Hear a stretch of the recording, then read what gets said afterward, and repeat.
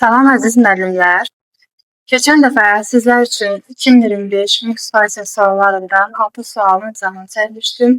Bugün isə 7-ci sualdan başlayaraq izahları sizə təqdim edəcəm. 7-ci sualdan başlayırıq. Forma oxu zamanı təsnif etirilən şagirddən müəlliminə təklif etməlidir. Bu sual artıq ikinci ildir ki, MİQ imtahanına düşübdür. Bir 2023, bir də bu il MİQ sualı olub, yəni 2025-ci ildə. Burada da düzgün cavab kimi solo oxuma götürülür. Müəllim bu cür hallarda elə situasiya yaratmalıdır ki, həm uşaq inciməsin, həm müəllim-şagird münasibətləri var, ona xələl gəlməsin və bu halda ən məntiqli cavab uşağa solo oxuma təklif edilməsidir.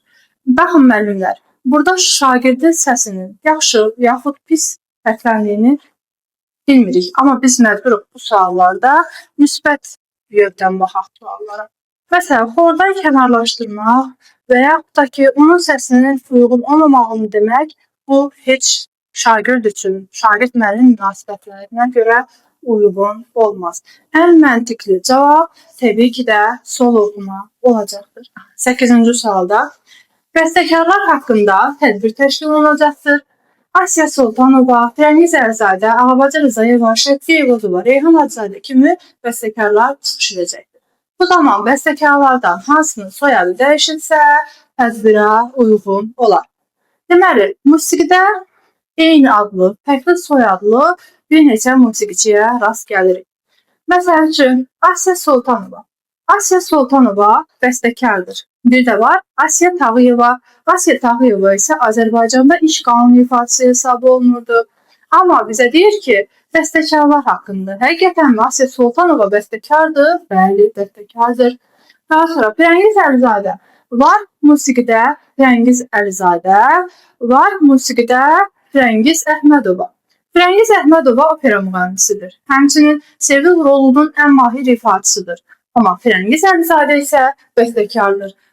İntizar, Qarabağ Namı operasıdır, ən məşhur operalardandır. Ağabacı Rızayeva, Ağabacı adlı ikinci bir musiqiçi yoxdur. Elə bir dənə Ağabacı Rızayeva var, o da bəstəkardır. Azərbaycanda ilk musiqi təhsil alan qadın bəstəkar hesabı olunurdu. Daha sonra Şəfiqə Eyvazova. Şəfiqə Eyvazova var, Şəfiqə Axundova var. Şəfiqə Eyvazova müəllimlə kamançı ifadəsidir. Amma Şəfiqə Axundova opera müğənnisidir. Hansı ki, Azərbaycanda ilk opera yazan qadın bəstəkardır. Burada da elə səhv cavabımız bizim Eyvazova olacaq. Çünki sualda deyir ki, hansının soyadını dəyişilsə tədbirdə uyğun olar. Tədbirdə bəstəkarlar haqqında olduğu üçün Şəfiqə Eyvazova yox, burada Şəfiqə Axundova olmalı idi. Reyhan Hacızadə isə elə bəstəkardır. Ümumiyyətlə, ikinci bir Reyhan adında musiqiçiyə, bəstəkara və yaxud da rast gəlinirik. Elə Reyhan Hacızadə bəstəkar idi. Burada da düzgün cavab olacaqdır. Şəfiqə Eyvazovanın soyadını dəyişdirsək, o da düzgün cavab kimi C variantı idi. 9-cu sualda Nizami Gəncəvinin qəzəli əsasında yazılan Cahangir Cahangirov əsərindən bəhs edən müəllim hansını səsləndirsə uyğun olar. Nizami ki, biz burada iki nüansa diqqət yetirməliyik. Bir, Nizami Gəncəvinin əsər əsasında yazılan əsər, ikincisi isə bu əsər Cahangirovun olmalı. Məsəl üçün, sənsiz bilirik ki, Üzeyir Hacıyevin romans qəzəlidir, Sənsiz sevgili Canan Nizaminin qəzəl əsasında yazılmışdır həmçinin, amma Üzeyir Hacıbəylinin də bizə Cahangirovun əsəri lazımdır. Ölkəm romansı ümumiyyətlə Cəfər Cabbarlının əsər əsasında yazılıb, həm də Asət Zeynalınındır. Heç bir halda olmaz. Nə gözəl, Cahanda, təqan etməz idim. Bunlar isə Şəfiqə Axundovanın romansları hesab olunurdu. Gül Camalın həm Cahangirovdur müəllimlər. Cahangirov. Həm də Nizami Gəncəvinin əsər əsasında yazılıb. Nizami Gəncəvinin əsər əsasında yazılmışdır. Neylərəm? Bu isə Süleyman Ələsgərovun romans qəzəlidir. Deməli, düzgün cavabımız oldu D variantı. Belə bir ipucu da verə bilərəm sizə. Baxın, Cahangirovda, daha doğrusu Camalındakı C var. Onu Cahangirovun və ya Cahangirin C-silə oxşada bilərsiniz, uyğunlaşdıra bilərsiniz. Nizami Gəncəvdəki G-ni isə Gül Camalındakı G hərfi ilə uyğunlaşdırsanız, bu sizin üçün ipucu olar. Həm biləcəksiniz ki, Cahangir oğlundur, həm də biləcəksiniz ki, Nizami Gəncəvinin qəzəl əsasında yazılıb. Daha sonra Şəfiqə Axundovanın yaradıcılığı ilə bağlı təsvirdə şagirdlər onun Gəlin Qayası operasını, El bizim, Sir bizim mahnısını, Mehriban olaq operettası, Nə gözəl Cahanda romansları adını çəkdi. Bu zaman hansı əsərlərin janrı şagirdlər səhv demişdir? Deməli, bizim Təhsil Nazirliyi tərəfindən verilən çərçivəmiz var ki, imtahana hər il o çərçivədən suallar düşür. O çərçivədə də müəyyən bir başlıq var. Son başlıq belə yazır ki, üslub və janrlar. Üslub və janrlar deyəndə müəllimlər əsərlərin janrlarını belə tapmaq istəyir. Yəni sizdən soruşmur ki, adətən janr nədir? Bəstəkarların əsərlərini verir və siz onların janrlarının hansının düz, hansının səhv olduğunu müəyyənləşdirməlisiniz. Burada bizi janrı səhv olanı tapmalıyıq. Baxın, bayaqlarım dedim, Şəfiqə Axundova Azərbaycanda ilk opera yazan qadın bəstəkardır. İlk operası isə Gəlin Qayasıdır. Həqiqətən də Gəlin Qayası bəstəkarın operasıdır. Ev bizim, Sir bizim bəstəkarın mahnısı deyil müəllimlər. Ev bizim, Sir bizim bəstəkarın operettası hesab olunurdu. Mehriban olaq isə operetta deyil, Mehriban olaq bəstəkarın mahnısı idi. Nə gözəl Cahanda romansıdırmı? Bəli, bayaqki sualda da bunların adları var. Nə gözəl Cahanda bəstəkarın romansı hesab olunurdu. Deməli, bizə də səhv olan hansıdır? Ev bizim, Sir bizim, bir də Mehriban olan janrı səhv verilmişdir. Düzgün cavab ver. Yəni, Ev bizim, Sir bizim operetta, Mehriban olaq isə mahnı olmalıdır. Yəni, bu bura keç. Bura keçdə uyğunluq gözlənilmiş olacaq.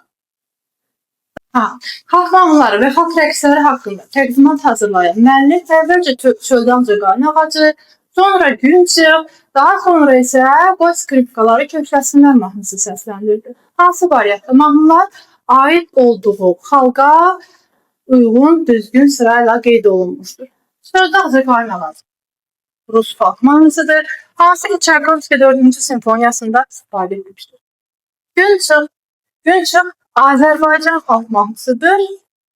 Qoy skripkaları kökləsinlər isə Çi xalq mahnısı hesab olunurdu. Düzgün ardıcıllığı isə olacaq Rus, Azərbaycan, Çi variantı. 12. Üzeyir Hacıbəylinin Aşıq Sayağı əsərinin yazıldığı alətlərdə hansı musiqi alətini çıxarsan və hansı musiqi alətini əlavə etsən, simli kvartet yaranar?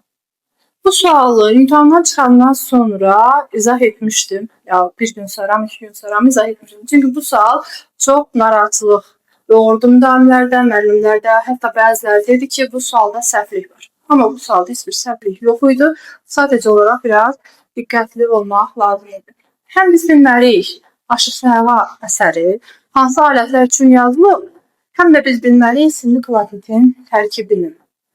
İndi mən sizə hər bir halda hər iki versiyanı göstərəcəm və mən ekranı balacalaşdırsam olacaq. Burada daha geniş yerdə yazacağım. Baxın müəllimlər, ilk öncə Aşıq Sayağı əsəri. Aşıq Sayağı əsəri Azərbaycanda ilk ansambl əsəri hesab olunur və Avropa triosu üçün yazılmışdır. Avropa triosunda tərkibinə daxildir nə? Skripka, violonçi, bir də fortepiano. Deməli, bu oldu Avropa triosunun tərkibi. Buna hətta biz fortepiano triosu da deyirik. Cəmi gördüyünüz kimi trio dediyi üçün cəmi burada 3 alət var. Yəni burada 4-cü, 5-ci və s. alətlər söhbət getmir. Bu trio üçün yazılan əsər oldu Aşıq Sayağı əsəri. Bir də var simli kvartet. Simli kvartetə daxildir nə? Birinci skripka, ikinci skripka, arp,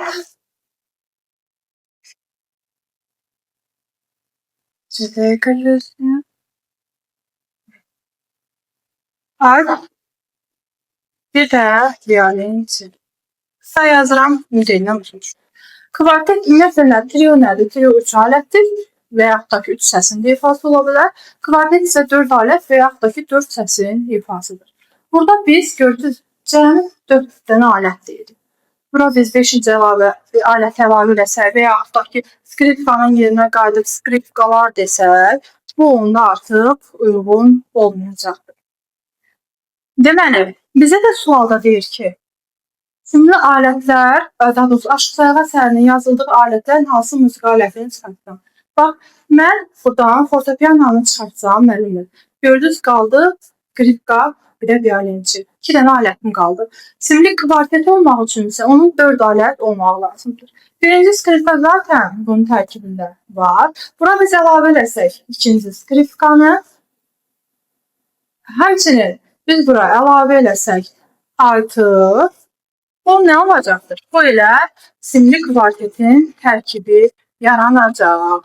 Baxın, çox bax, simli kvarteti müəllimlər səhv salır nəyə? Simli alətlər orkestri. Çünki orta məktəb kitablarında ümumiyyətlə simli kvartetin tərkibi verilməkdir. Adətən verilən simli alətlər orkestridir. Simli alətlər orkestri deyəndə ümumiyyətlə baxın, kvartet bayaq da dedim, 4 alətdir, 4 səsdir. Amma orkestr geniş anlayışdır. Orkestrdə 4, 5, 6 nəfərdən söhbət gedə bilməz. Orkestrin kiçik tərkibində 30, böyük tərkibində 50 nəfər heyət olur adətən.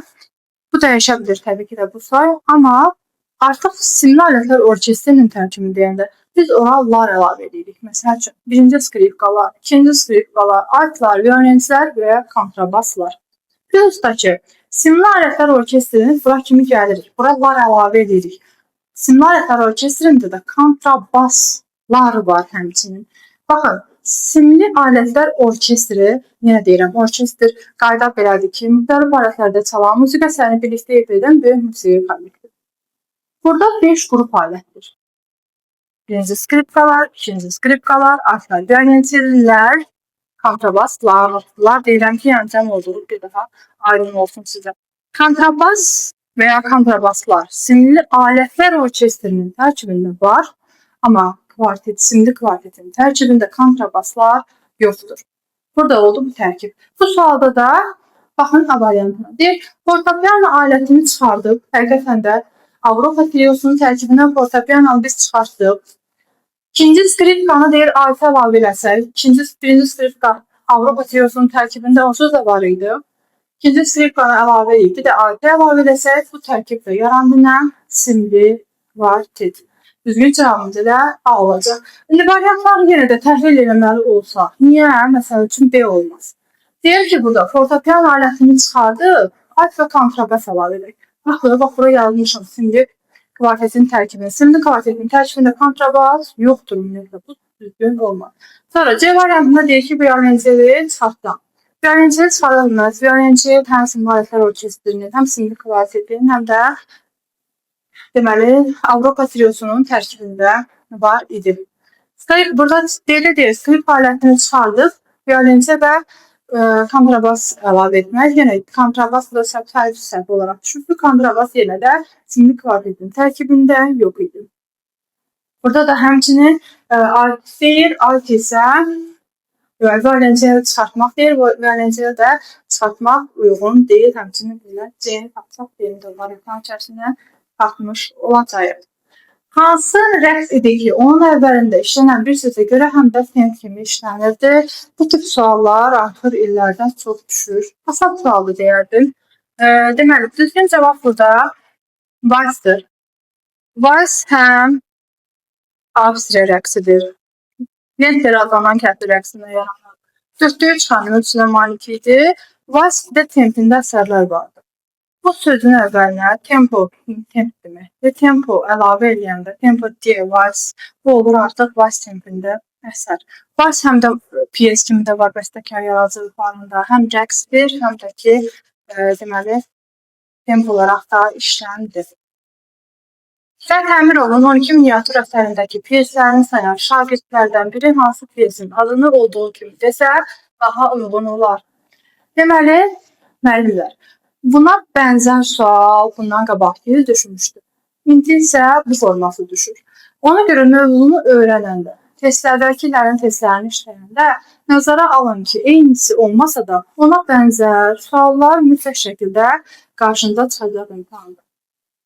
Deməli, aşıq sayağı bəstəkarın 12 miniatüründə var. Aşıq sayağı həm bəyət edir, Üzeyir Hacıyev da var, həm Fikrət Əmirovun 12 miniatüründə var.